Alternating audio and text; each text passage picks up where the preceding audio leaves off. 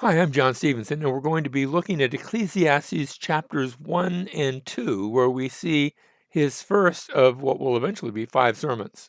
I often like to ask my students, what would you do in life if money were not an issue?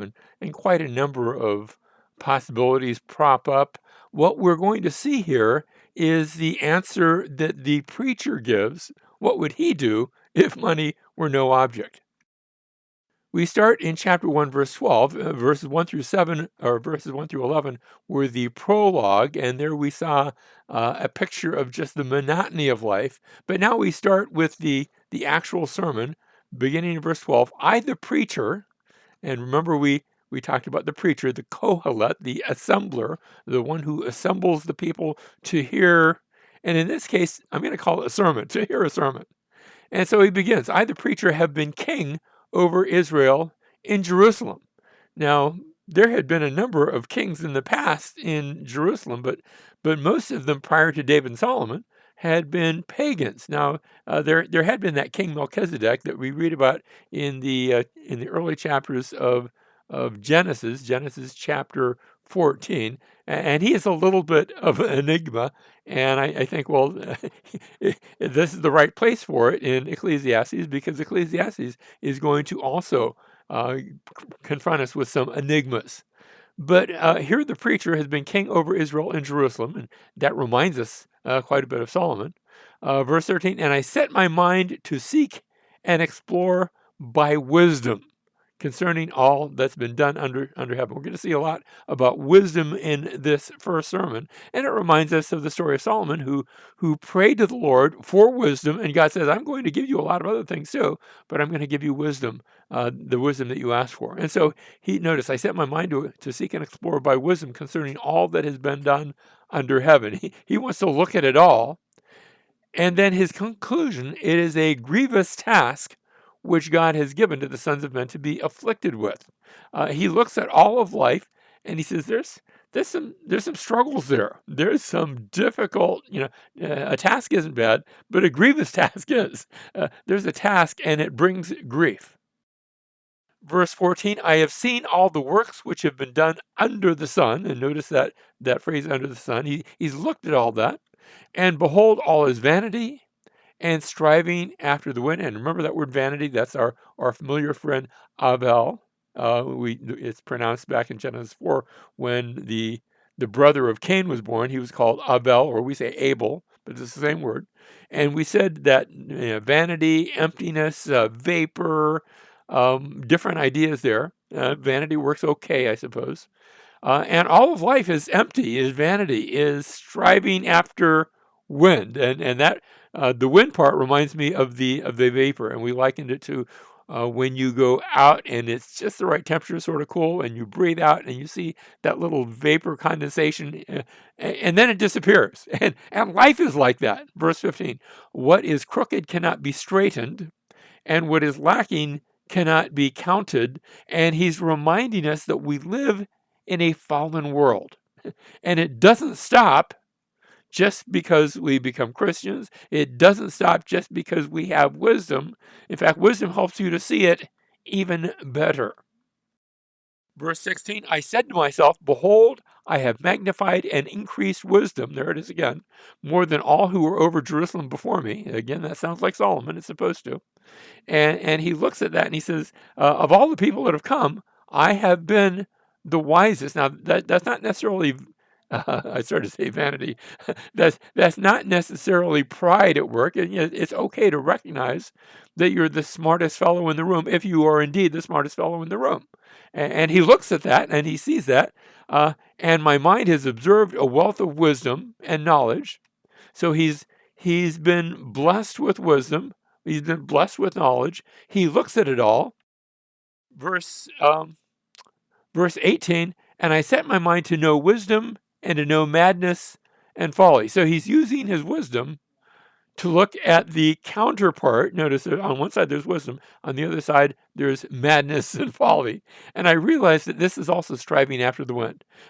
If you just say, well, okay, wisdom makes me sad, so I'm going to just chuck wisdom, that's not really an answer either.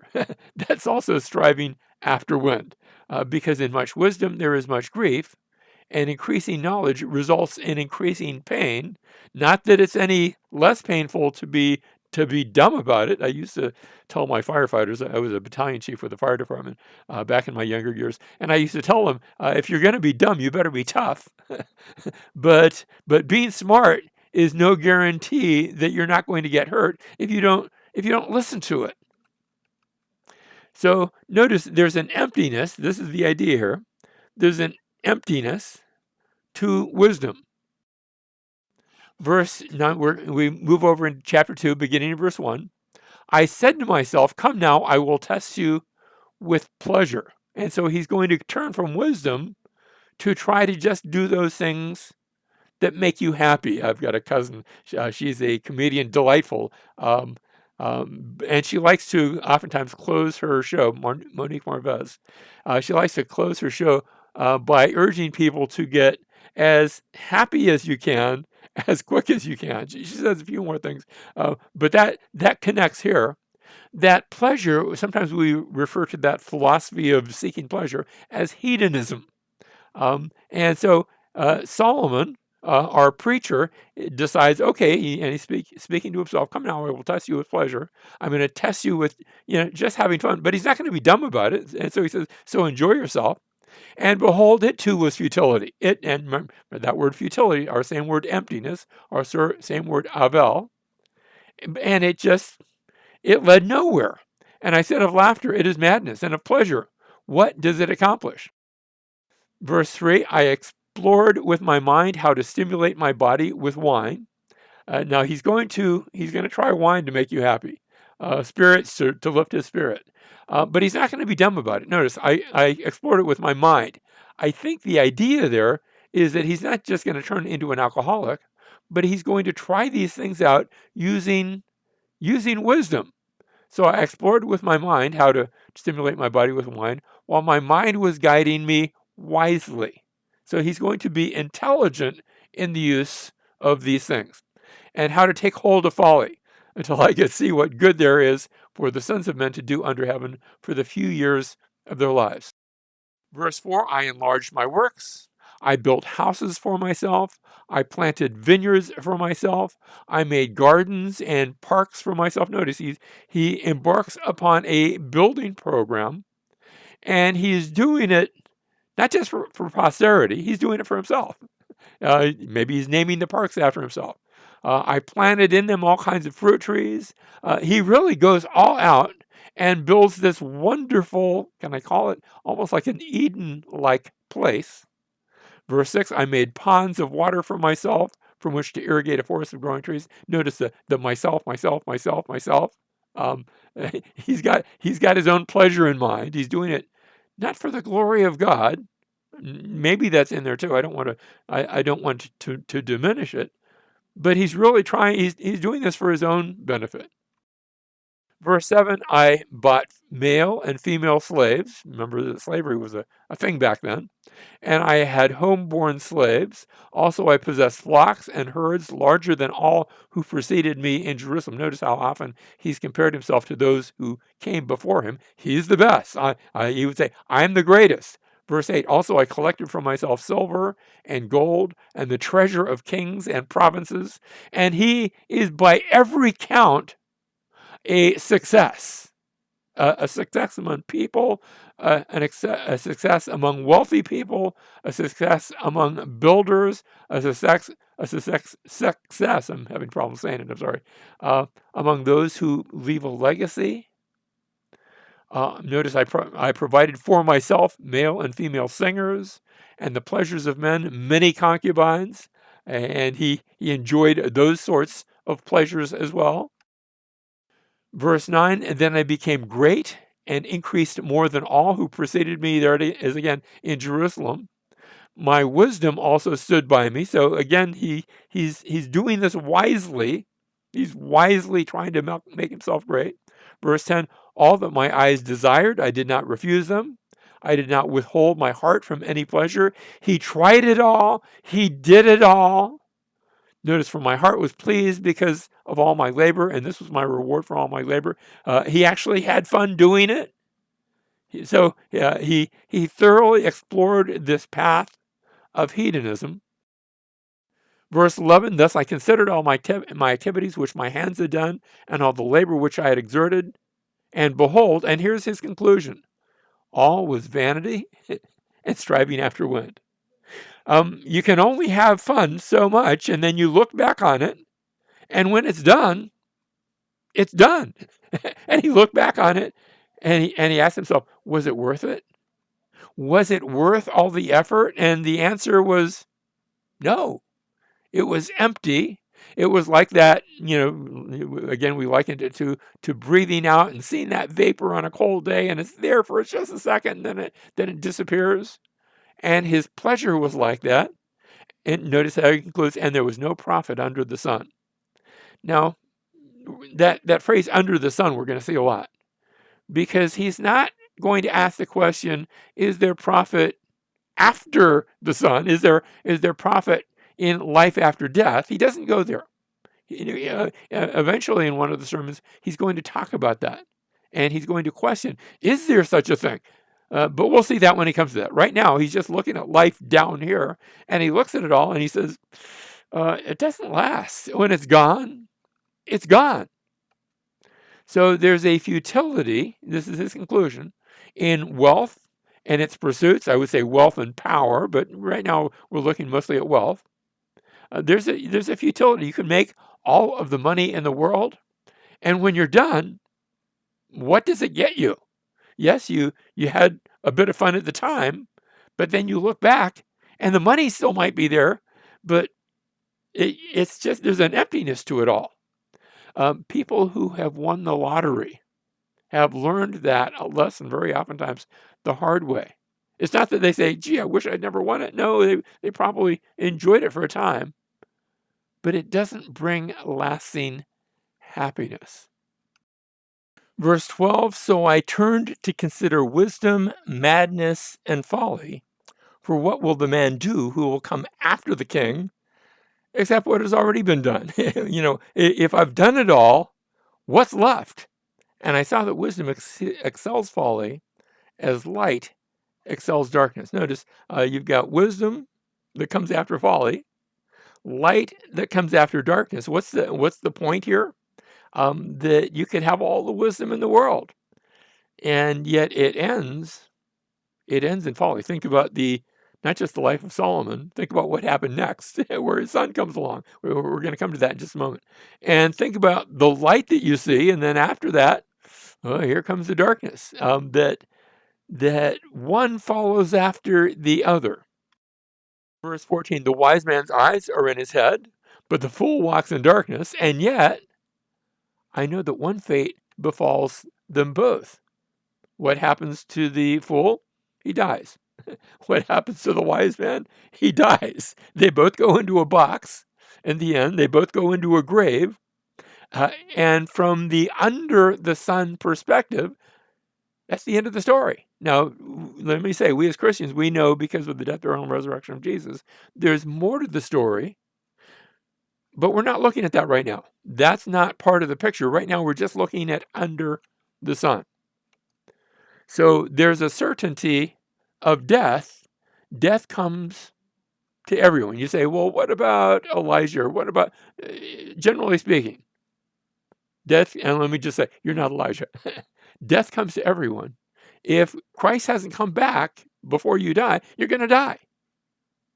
It happens to everyone. As he says, one fate befalls them both. Verse 15, then I said to myself, and we're still on the same thing, this theme of the certainty of death.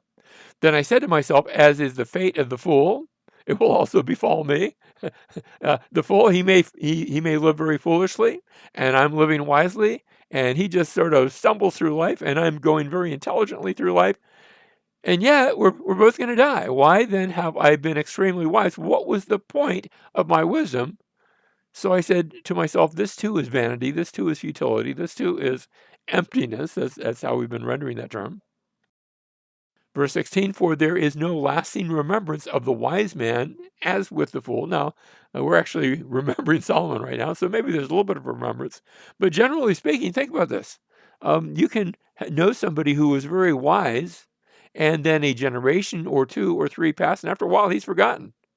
And somebody who's a fool, maybe you sort of hope his legacy is forgotten, but and it is. Notice, inasmuch as in the coming days all will be forgotten, everything eventually is forgotten, and how the wise man and the fool alike die. Again, that's the point. The similarity between the two. Verse 17. So I hated life, for the work which had been done under the sun was grievous to me, because everything is futility and striving after the wind. Now that term futility, that's our old friend Havel. It still hasn't changed. Futility, emptiness, vanity. Notice how our translators have translated it a few different ways. I think maybe they're trying to capture the different emphasis in different contexts. But I think I want you to hear that it's the same word again and again and again. Verse 18, thus I hated all the fruit of my labor, for which I have labored under the sun, for I must leave it to the man who will come after me. And that man who's going to come after him, remember, you know the story of Solomon. So you know that his son, after he dies, will be Rehoboam, who in a very short time will manage to split the kingdom so that most of the tribes go following after somebody else. And Rehoboam is going to act foolishly. The man who will come after me is going to lose it all. And who knows whether he will be a wise man or a fool? And just so you know the story. Yet he will have control over all the fruit of my labor, for which I have labored by acting wisely under the sun. This too is vanity. And Rehoboam acts foolishly, and as a result of his foolishness, the 10 northern tribes go off to follow a different leader, the old foreman that Solomon had to build all of his great things, Jeroboam. So Rehoboam will be the fool. Jeroboam, let me just say, is going to be a whole lot better. He's going to act foolishly in a different sort of way. But Solomon can already see the handwriting on the wall. His legacy will not last to future generations. Because who knows whether he will be a wise man, yet he will have control over all the fruit of my labor, which I've labored by acting wisely under the sun. I did all these things to build up this stuff, and he's going to ruin it in just a matter, I don't know, days, weeks, a very short period. Verse 20, therefore I completely despaired of all the fruit of my labor for which I had labored under the sun. I looked at it all and I said, what was the point in all of that? Verse 21, when there is a man who has labored with wisdom, and that's his story, knowledge and skill, then he gives his legacy to one who has not labored with them. This too is vanity and a great evil. So here he is in despair. He looks at his legacy and he says, my legacy wasn't worth passing on because it's going to be wasted on the next generation. Verse 22, for what does a man get in all his labor and all his striving with which he labors under the sun? That's the question. What good is the work? With labor, striving, all of that, which he labors under the sun, verse 23, because all his days, his task is painful and grievous. Even at night, his mind does not rest. And he's looking at it, he says, there's no rest beyond it all. I can think harder, I can work harder, and it doesn't accomplish anything at all. This too is vanity. And so he comes to his conclusion now in the last two verses 24 and 25. There's nothing better for a man than to eat and drink and tell himself that his labor is good.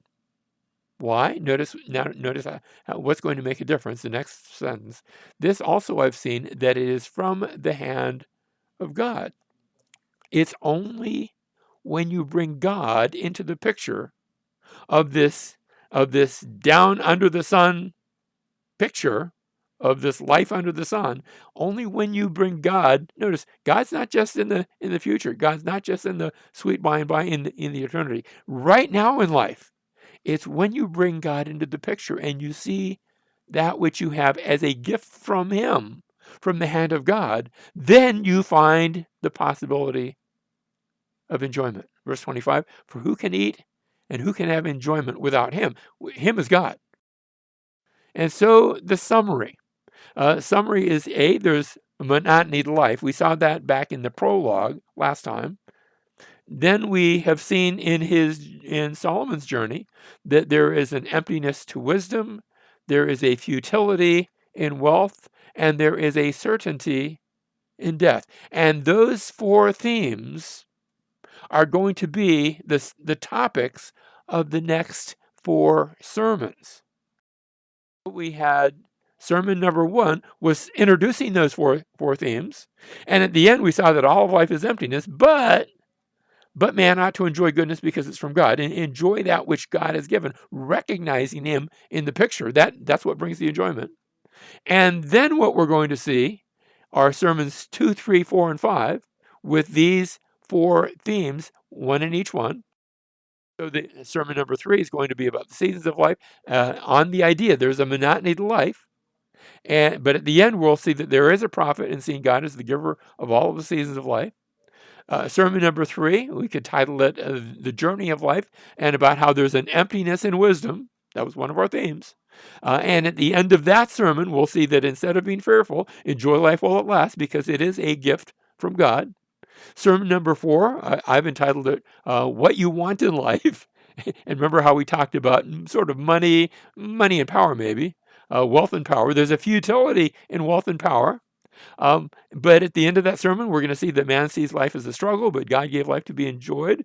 So enjoy it while you can. Live in a wise way. Use the wisdom to enjoy what God has given. And then the 5th sermon, it will be about investing your life. There'll actually be some practical principles in the first few chapters, but especially when we get to chapters 11 and 12, we're going to see that there's a certainty of death, and death will be played out and pictured in a very graphic way. And because of the brevity of this life, we're going to see that man ought to fear the Lord and follow his word. So that's where we're headed in the rest of the book of Ecclesiastes. Are you ready? Are you ready for the journey? Let's go.